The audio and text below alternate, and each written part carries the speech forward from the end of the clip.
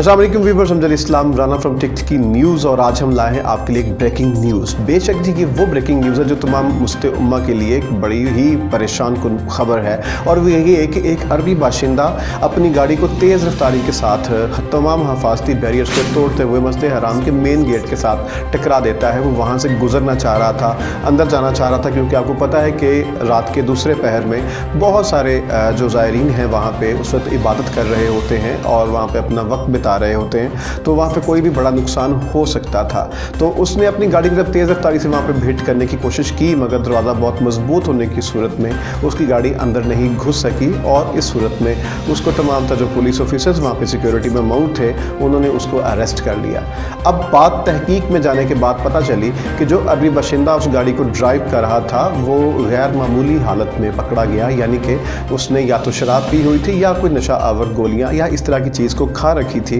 जिसका असर था उसके ऊपर, और वो इस तरह की हरकत करने में वहाँ पे नज़र आया। अब फर्दर इसके अंदर क्या पेशरफ्त होती है, इस बात को मज़ीद हम आगे बढ़ाएंगे। आप उस वक्त तक हमारे चैनल को सब्सक्राइब कीजिए और हमारे लगे हुए साथ में रेड बटन को दबा दीजिए ताकि फर्दर जितनी भी इंक्वायरी है वो आप तक पहुँचाई जा सके।